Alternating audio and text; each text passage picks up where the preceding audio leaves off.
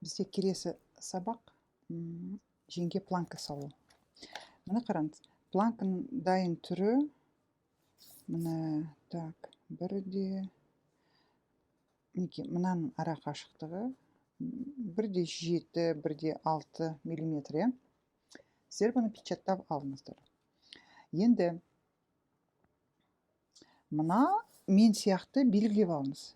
Мынау болашақ біздің тігістің орны. Мінекей. Мынау да машинамен осыны біз тігеміз. Осыны тігіп жібереміз, мынаны да тіге саламыз.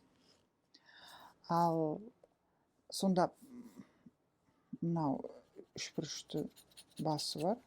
Бұл біздің дайын түрдегі планкамыз. Ал мына жағы тігілетін жағы. Сондықтан да сіз бұл планканы қиып аласыз. Мен сияқты. Осылай қиып алыңыз.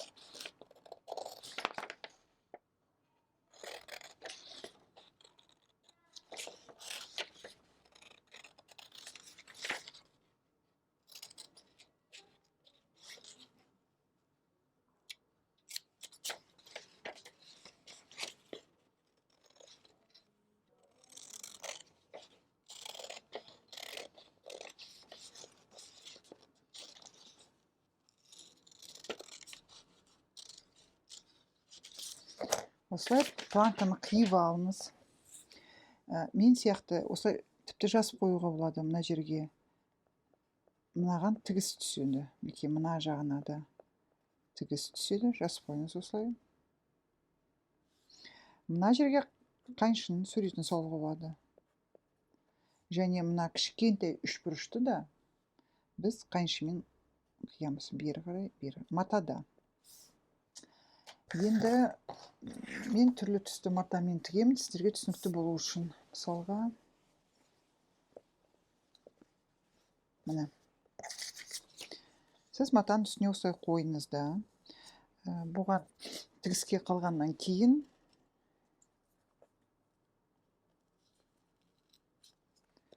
бірден қия беруге болады.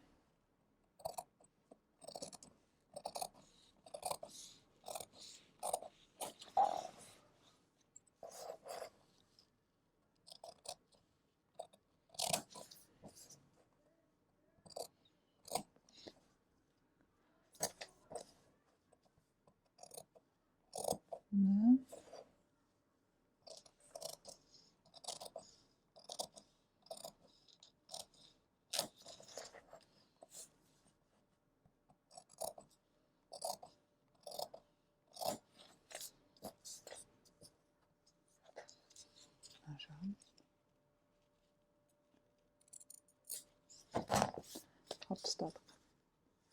Енді өтекке барамыз.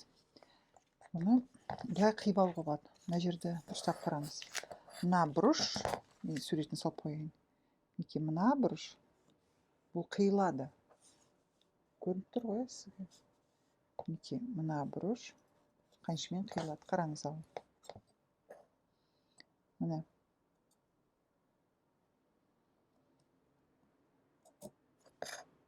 Қиылды. Енді мына қайырлатын орындарды осы қағазбен бірге өтекке барамыз. Өтекте көрсетемін.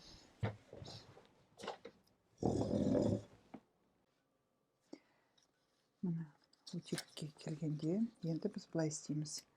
Мына тігіске қалдырғандарды қиып алып тастаймын.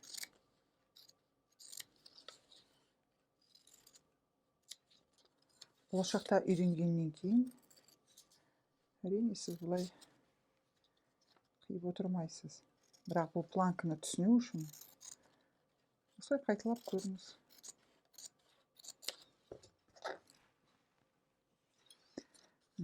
Бізде планка қалай болайын деп тұр. Қалай біз қазір өтектейміз. Бұл өтектеледі. Мінекей мына тігіске дейін жақындатып көрсетейін. Міне тігіс деген сөз тұр ғой. Сол тігіске дейін осылай қайырлады. Көрдіңіз бе, қайырлағанда мынау тігіс, мына қиылған жер сәл матада да осылай болуы мүмкін. ештеңе етпейді, біз оны өтекпен жөндеп жібереміз. Мінекей мына жағында тігіс бері қарай аударылады да, сосын ар жағына аударылады. Сол кезде сізде дайын түрі осындай болу керек планканың. Қазір соны іс жүзінде істеп көрейік, иә? Міне.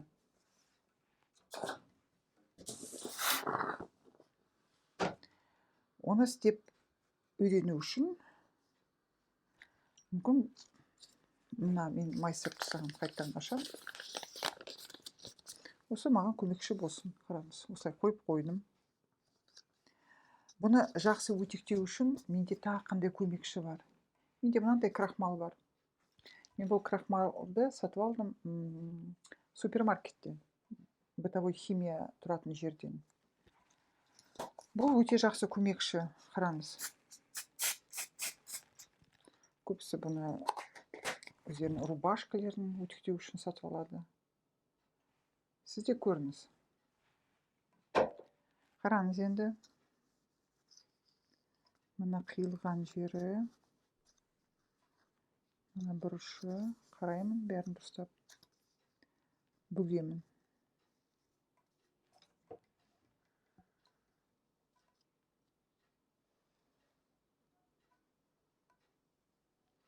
Мына крахмал өте жақсы көмектесіп тұр. Бірден қатып қалды. Так, мына жерін қалай қайырсам екен?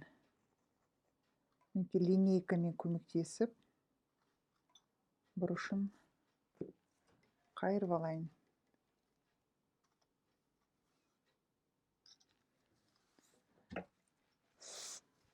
Планкамыз әдемі шықсын деп.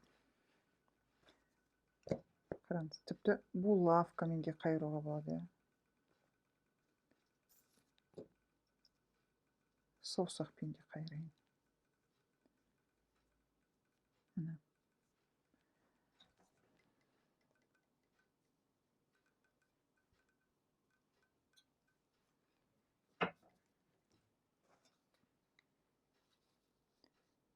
Мына бұрышын қайырамыз. Қарап отырсыз ғой, қараңыз.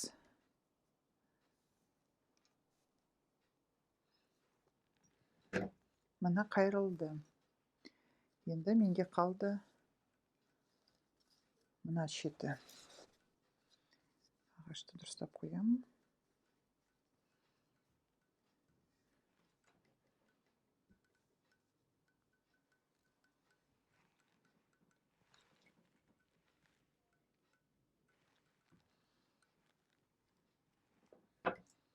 Міне. Енді қазір мен қайыру керекпін. Көрдіңіз ғой, мына ұзындықты. Қағазымда алдын ала қайырып алғаннан кейін маған ыңғайлы болып тұр. Бірақ қағазымдағы мына бұрыш мына жерде де қайталанып тұр. Дұрыстап жіберейін.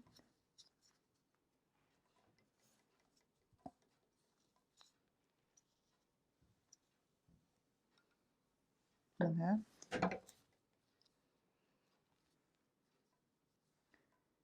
Енді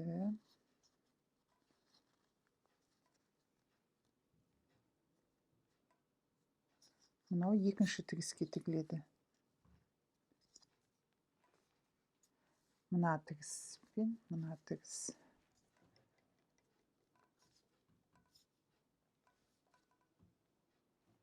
Осылай өтектеп алдық. Енді мынаны асықпаңыз, мен тез бұрып жатқан шығармын. Қараңыз. Енді мына тігісті мен бері қарай басып жіберемін. Сонымен сізде мына шықты. Мына.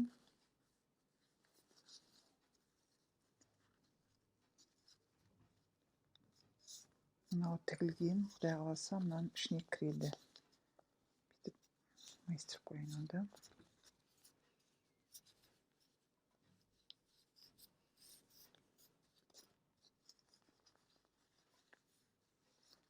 Так.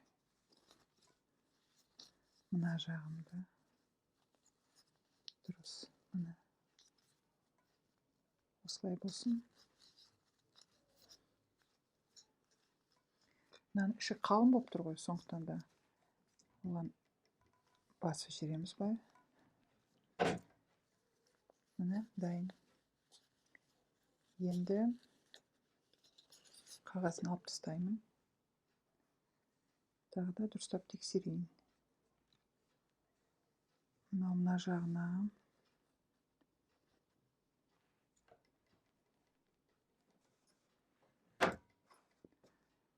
Мына қиылған бұрышты. Қараңызшы, көп қиылып жүрген жоқ па? Мүмкін мен көп қиып жібердім. Мына, қараңыз, мына жер менде шығып тұр. Бұны енді қалай жасырсам екен?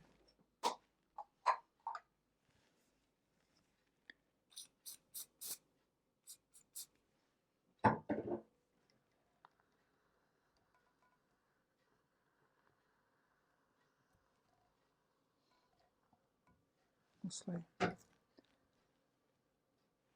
Мына жерім. Енді қараңыз. Мына бұрышта шығып тұр, е. Давайте қайтадан бұны дұрыстап келтірейік.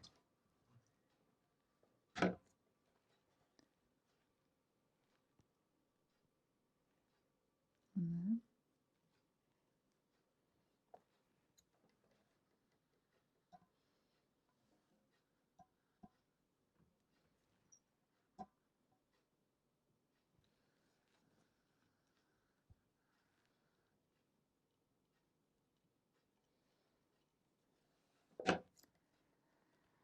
Так, что-то ұнамай тұр. Қазір тырысамыз бұны ұнатуға. Енді маған болашақ машинаның сызығы керек қой, сондықтан да оны өтектеп алған дұрыс та.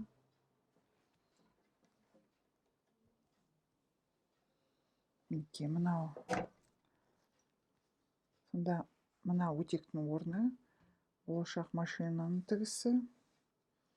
Екінші тігісті мына жерге саламыз. Міне қағаздан қарайық. Қараңыз. Міне. Бірінші тігіс, екінші тігіс. Екінші тігіс бізде қазір шығады.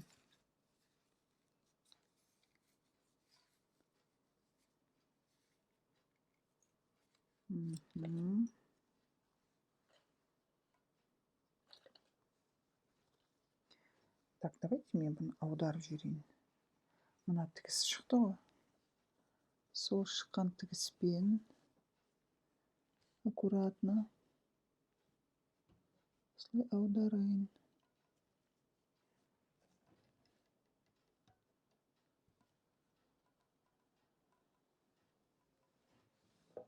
Мына бірінші тігістің орны. Мына жерде қазір бізде екінші тігістің орны шығу керек. Егерде мен оны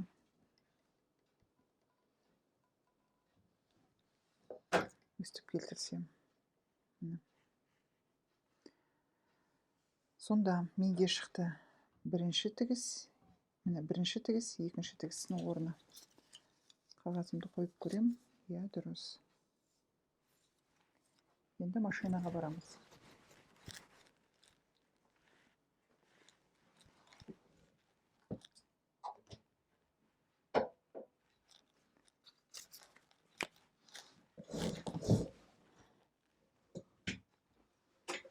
Так.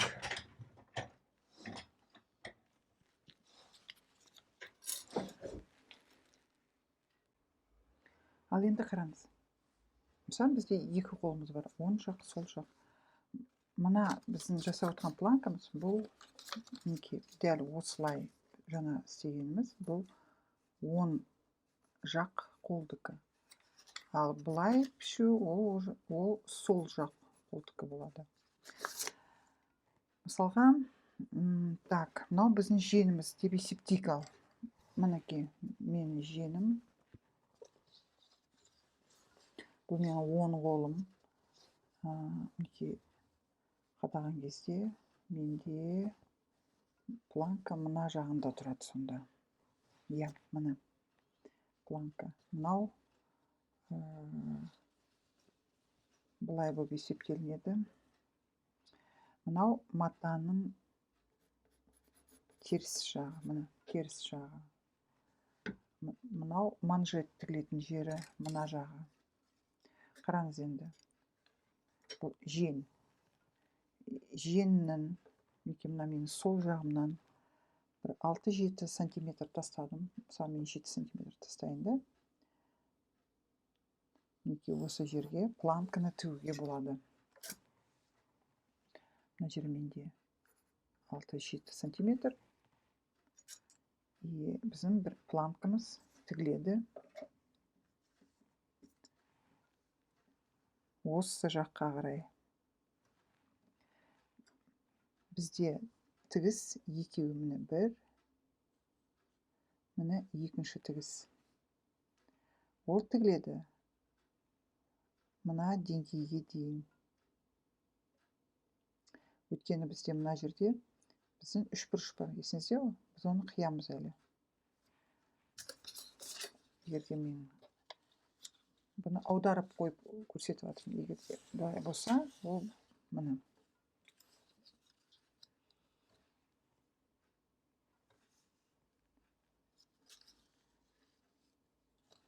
Түсіндік қой? Матаның теріс жағы. Енді міне қойдым. Өтекпен өтектеп алдым. Менің тігістерімнің орнын. Енді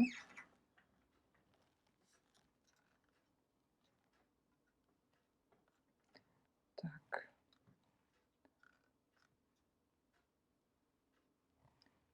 Очень неудобно.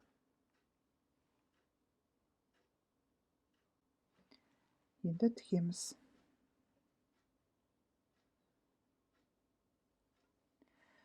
Тігуді қалай бастауға болады? Мысалға, қатарынан бірінші тігіс, екінші тігісті салуға болады.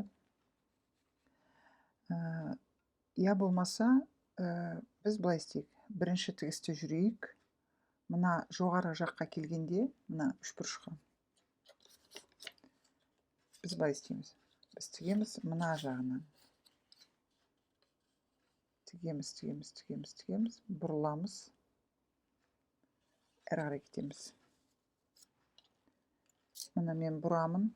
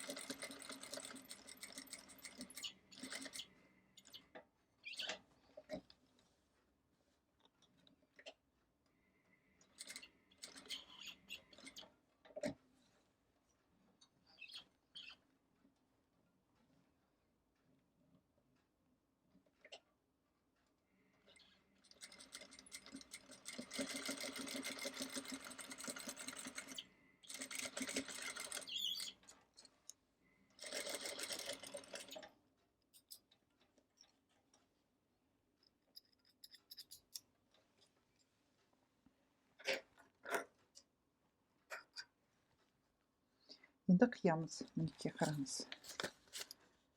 Қайшының орнын көрдіңіз ғой? Біз оны қиямыз осылай. Және екі жаққа қарай. Міне.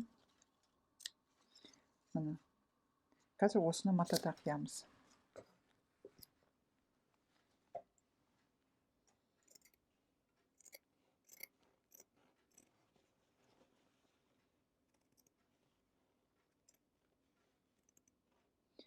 Жібімді қиып алмау керекпін, е?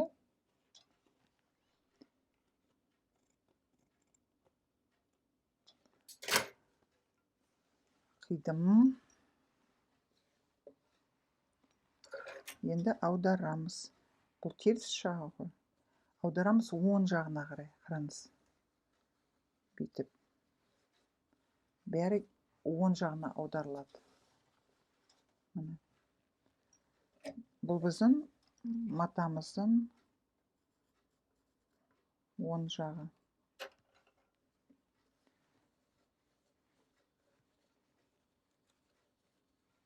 Енді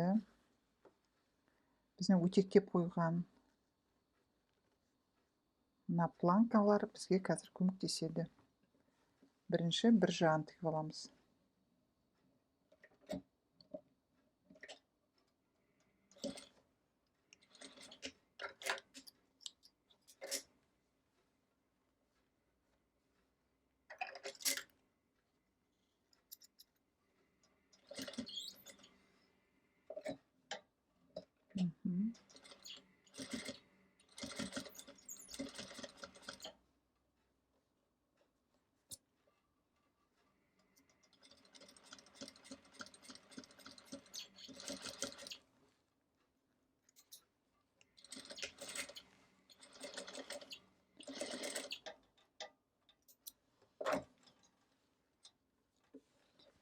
Біз бір жағын тігіп алдық. Енді екінші жағы.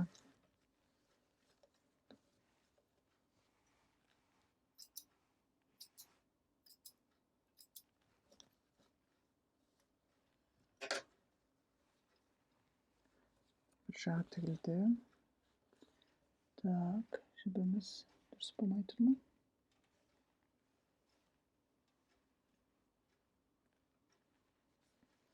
Екінші жағын тігу үшін бері қарай аударамыз.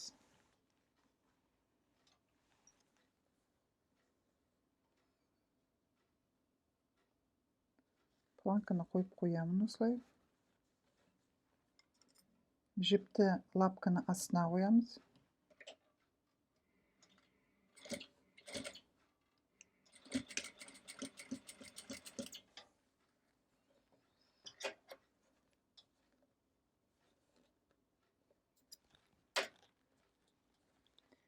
Енді мінекей ұстап тұрмын осылай.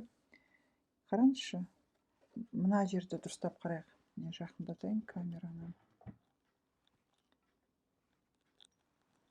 Мінекей.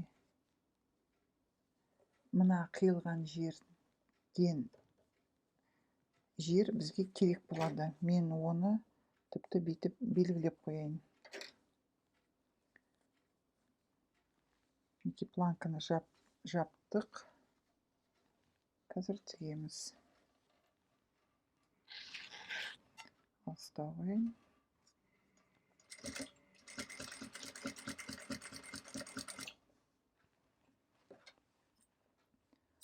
Мына бұрыштар шығып кетпеу керек.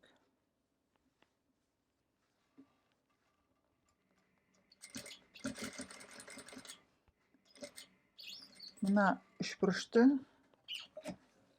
аккуратно өту керек. Мысалға мен ерте бұрылып жатыр екен.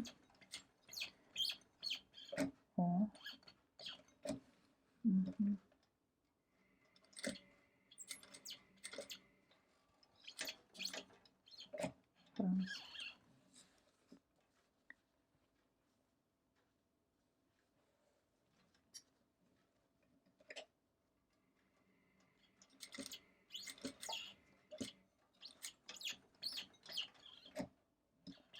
Артқа қарай шамалы. Енді мына карандаштың орнын көрдіңіз ғой? Мына мен белгілеп қойдым. Сол деңгейге дейін жүремін. Қараңыз. Сосын сол карандашқа қарай ерте бұрылдым ба қарап қояйын. Сол жүремін.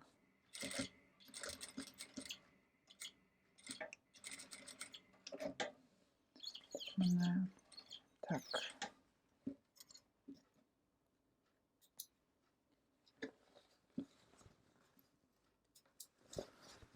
Бұл біздің планка.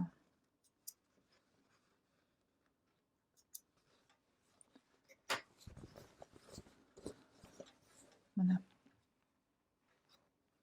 Планка дайын.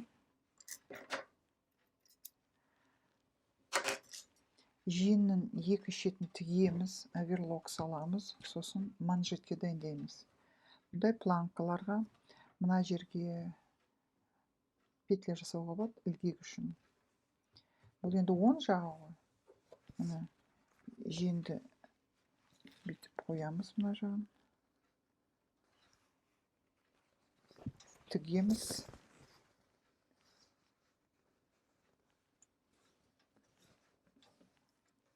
Жіпті лапканың астына жібереміз.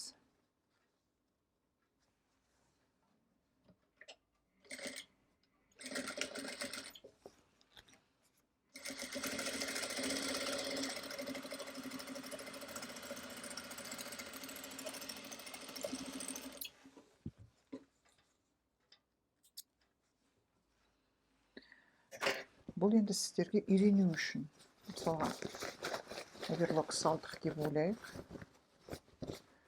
Мінекей менің 10 қолым болып есептелінсін. 10 жақ жеңім. Бұған әлі біз манжет тігеміз. Планка. Екінші қолға мен косой бейкамен көрсетемін келесі видеода. Манжет ол бөлек болады.